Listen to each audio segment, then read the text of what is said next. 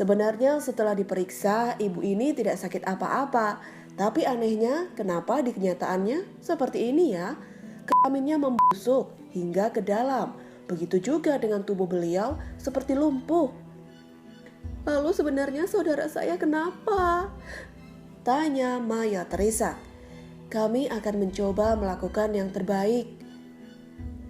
Sudah beberapa jam Maya menunggu di luar kamar Busilo dirawat.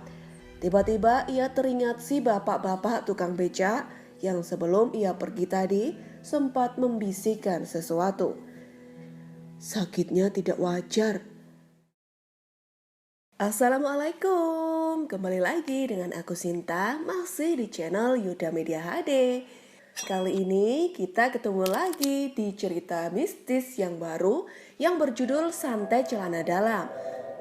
Oh ya, BTW terima kasih untuk Om Ras yang sudah mengizinkan kami untuk membacakan cerita mistisnya. Nah, langsung aja ya. Santet Celana Dalam, bagian 1.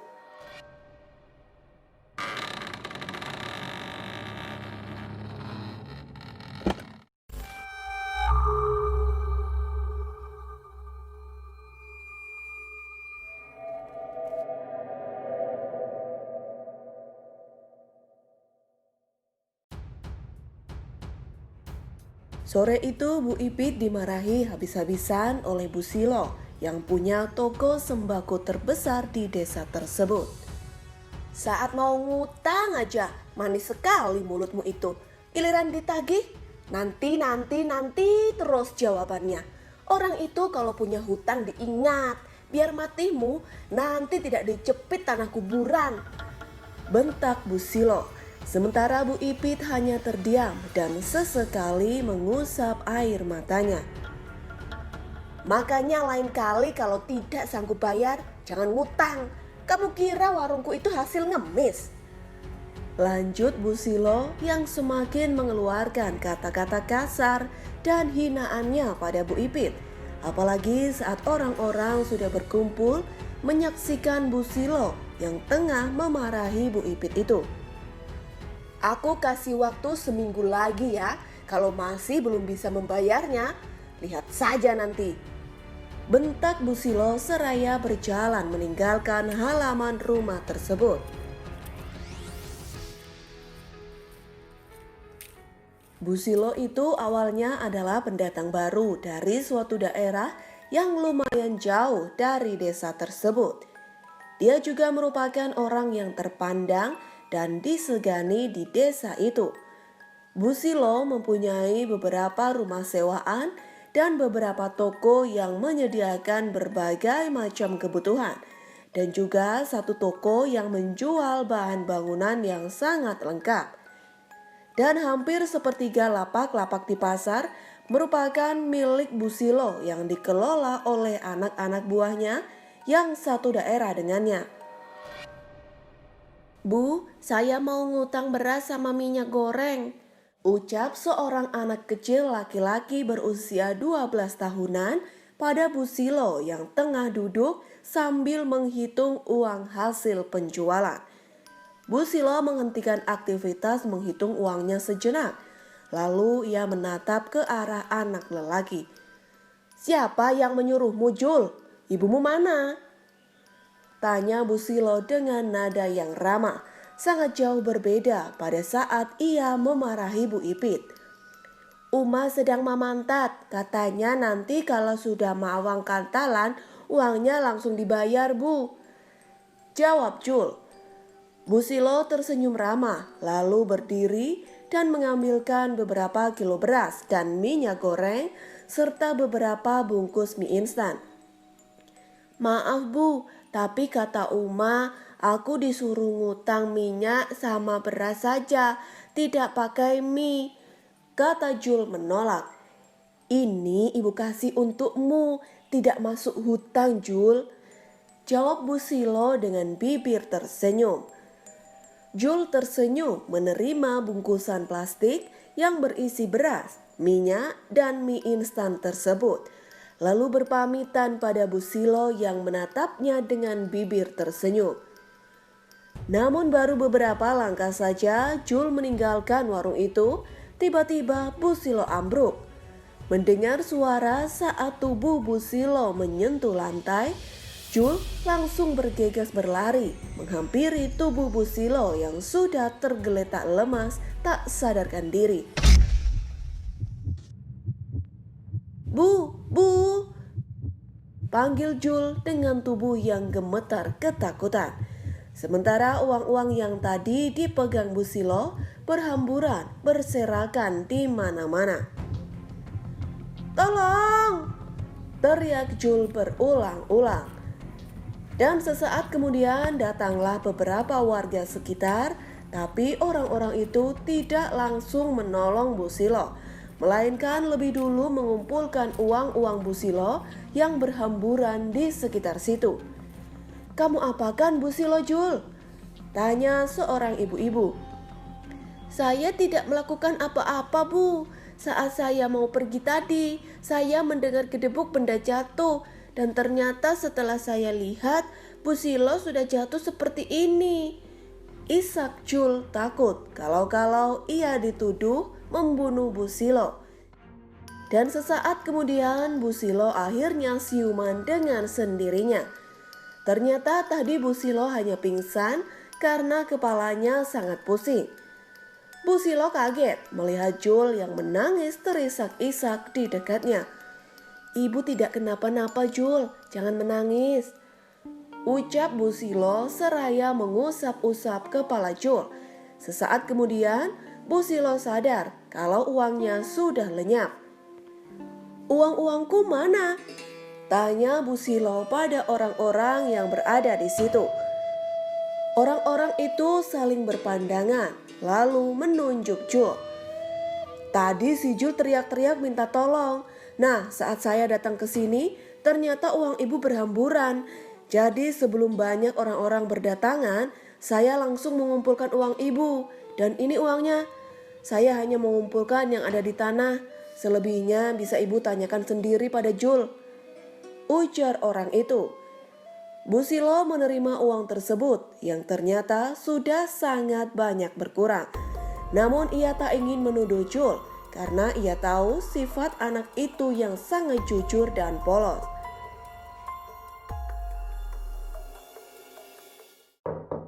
"Assalamualaikum," ucap Bu Silo di depan pintu rumah Jul. "Waalaikumsalam," jawab seorang wanita yang adalah ibunya Jul. "Maaf ya Bu kalau saya terlambat bayar hutang. Rencananya nanti sore saya mau melunasi hutang saya ke rumah Bu Silo," ucap ibunya Jul. "Ah, kau ini Rus, aku kemari ingin mengantarkan oleh-oleh dari Banjarmasin. Ini untukmu dan Jul. Kalau tidak ada Jul saat itu, entah apa yang terjadi padaku. Dan masalah hutang itu, aku 100% percaya padamu. Karena masalah hutang, kau itu berbeda dari yang lain, Rus. Sebenarnya yang membuatku kesal itu ialah saat mereka selalu mengatakan tidak punya uang, tapi bisa membeli barang-barang mewah. Namun hutang yang hanya beberapa rupiah saja tidak mau membayarnya. Itu yang membuatku kesal, Rus," ujar Bu Silo. "Oh ya Rus, ini baju-baju ini untukmu semuanya dan ini untuk Jul.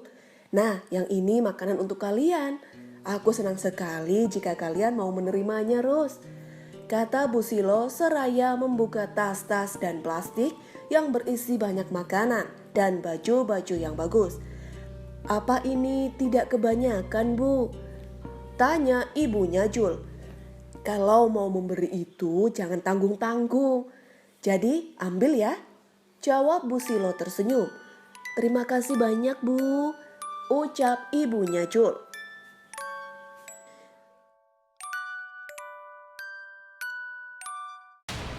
"Aduh, kamu itu bisa kerja tidak sih, hah? Gulanya tumpah-tumpah begini, lihat," bentak Bu Silo pada salah satu pekerja di rumahnya.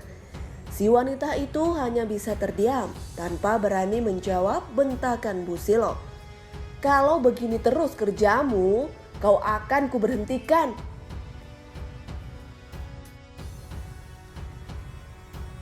Hari itu Bu Silo akan berangkat untuk membeli barang-barang di tokonya yang sudah mulai habis. Aduh, celana dalamku yang sering kupakai pergi-pergi jauh itu kemana sih Han? Tanya Bu Silo pada perempuan yang pernah ia marahi tempo hari. Saya tidak tahu Bu, bukankah sudah saya cuci dan saya lipat Bu? Jawab perempuan itu. Iya, tapi sudah kucari di lemari tidak ada. Terpaksa aku pakai yang ini. Datangnya nanti sudah balancat papi kangen. Ujar Bu Silo. Balancat ini adalah ungkapan yang ketika biasanya pangkal paha memerah dan terasa sakit, yang biasanya terkena gesekan-gesekan pinggir celana dalam atau keseringan terkena basah. Perempuan itu hanya bisa menunduk mendengar perkataan Bu Silo. Setelah berkata seperti itu, Bu Silo langsung pergi untuk bersiap-siap berangkat. Singkat cerita, sudah 2 hari berlalu. Hari itu Bu Silo masih berkeliling di tengah pasar untuk mencari barang yang akan ia jual. Tapi entah kenapa, saat di pasar itu Bu Silo banyak diam dan sering duduk. Wajahnya juga terlihat pucat dan gelisah. Saya pulang duluan ya, kamu yang membeli semuanya ya. Ujar Bu Silo seraya menyerahkan tasnya yang berisi uang pada orang kepercayaannya yang sekaligus keluarganya itu. Loh, memangnya kenapa kak? Tanya keluarganya tersebut. Tidak apa-apa, kepalaku pusing. Rasanya aku kurang enak badan. Jawab Bu Silo. Aku antar ya kak. Ujar keluarganya itu menawarkan. Tidak usah, aku pulang ke penginapannya sendiri saja. Lebih baik kamu membeli barang-barang yang sudah kutulis di buku catatan itu saja, Mai. Kata Bu Silo. Keluarganya itu pun mengangguk mengiyakan. Bu Silo dengan langkah yang aneh pergi meninggalkan pasar, lalu menuju ke arah tukang bajai yang tengah menunggu penumpang. Ke penginapan es, ucap Bu Silo pada si tukang bajai seraya membuka pintu bajai tersebut. Iya Bu. Di sepanjang perjalanan menuju ke penginapan itu, Bu Silo merasa sangat tidak nyaman pada daerah kewanitaannya. Ada rasa sakit bercampur gatal yang tidak biasa di situ. Di sini kan Bu penginapannya? Tanya si tukang bajai. Iya, ini Pak uangnya. Jawab Bu Silo gelisah, seraya memberikan uang yang lumayan besar kepada si tukang bajai. Bu, sebentar kembaliannya. Panggil si tukang bajai. Namun Bu Silo tak menghiraukan panggilan itu. Ia terus berlari-lari kecil menuju ke dalam penginapan. Saat sudah berada di dalam kamar penginapannya, Bu Silo langsung ke dalam kamar mandi. Sesaat setelah Maya, keluarganya datang. Kak, badanmu panas sekali, kata Maya. Bu Silo menggigil menahan rasa sakit dan gatal di kemaluannya. Sudah beberapa hari mereka terlewat jadwal untuk pulang, sementara Bu Silo semakin bertambah parah. Maya yang ikut bersamanya itu pun menjadi bingung antara harus membawa Bu Silo pulang dengan keadaan seperti itu atau ia yang pulang terlebih dahulu untuk mengabarkan pada keluarganya yang lain tentang apa yang terjadi pada Bu Silo. Ia sangat bingung kala itu. Ia benar-benar tidak tega pada Bu Silo. Yang menambah kebingungannya ialah saat pemilik penginapan mengusir mereka karena Bu Silo yang sudah tak bisa bangun dan berjalan ke WC untuk buang air kecil ataupun buang air besar yang ia lakukan dari atas tempat tidur penginapan. Dan bau busuk yang keluar saat pintu kamar itu dibuka juga sangat mengganggu tamu lain di penginapan tersebut. Sekali lagi maaf Bu, silahkan Ibu bawa Ibu ini keluar dari penginapan saya karena di sini bukan rumah sakit Bu. Tamu-tamu yang lain terganggu oleh bebauan yang berasal dari kamar Ibu ini, ujar si pemilik penginapan. Saya minta waktunya Pak, saya akan membawa saudara saya ini ke rumah sakit. saya ingin keluar untuk mencari ambulans," kata Maya meminta pengertian dari si pemilik penginapan itu. Tanpa berkata ataupun mengiyakan, si pemilik penginapan pergi meninggalkan Maya. Dan seperginya pemilik penginapan itu, Maya pun langsung pergi setelah mengunci pintu kamar penginapan yang di dalamnya ada Busilo. "Pak, saya kan dari desa dan saudara saya tiba-tiba sakit keras dan sekarang berada di penginapan. Nah, pemilik penginapan itu mengusir kami. Jadi saya mau tanya, bagaimana ya caranya memanggil ambulan ke sini untuk menjemput saudara saya yang sakit itu ke penginapan, lalu membawanya ke rumah sakit? Saya mohon bantuannya, Pak. Saya benar-benar tidak tahu lagi harus meminta tolong pada siapa di sini," ujar Maya terisak. "Baik, saya akan memanggilkan ambulans.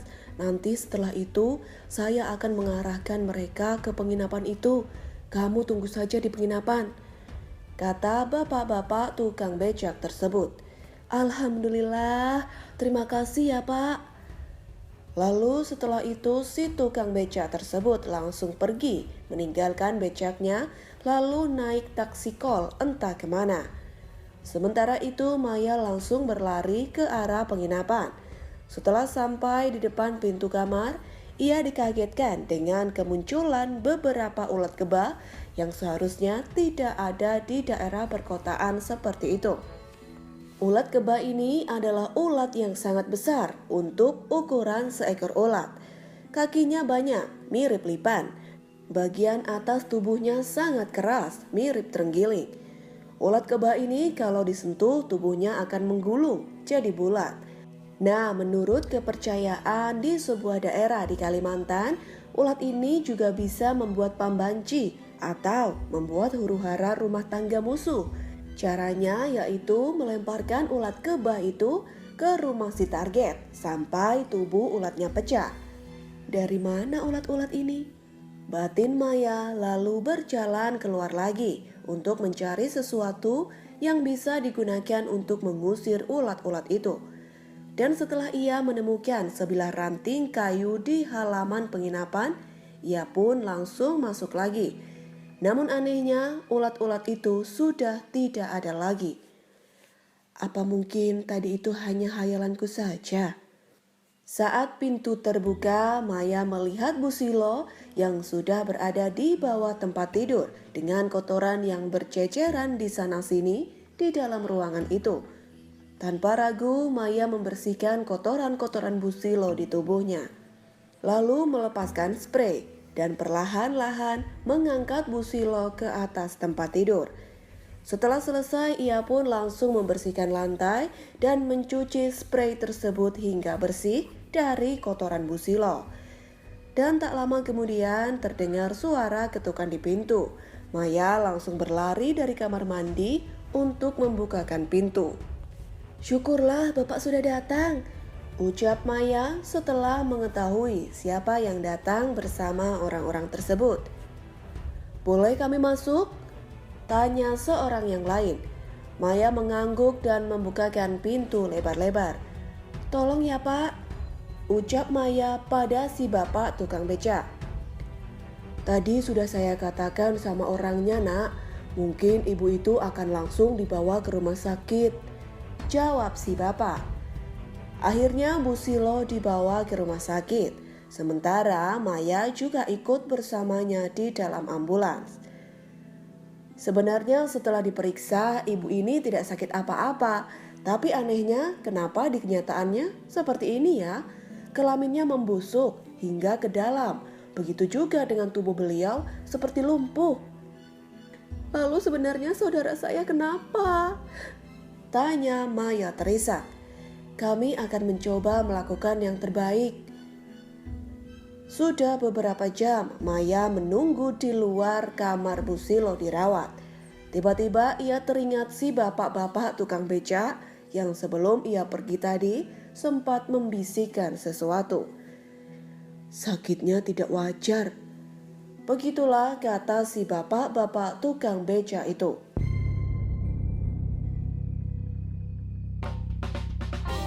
Nah, ceritanya sampai di sini dulu ya. Jangan lupa untuk subscribe channel ini biar kalian gak ketinggalan kalau kita update cerita horornya. Terima kasih ya. Wassalamualaikum.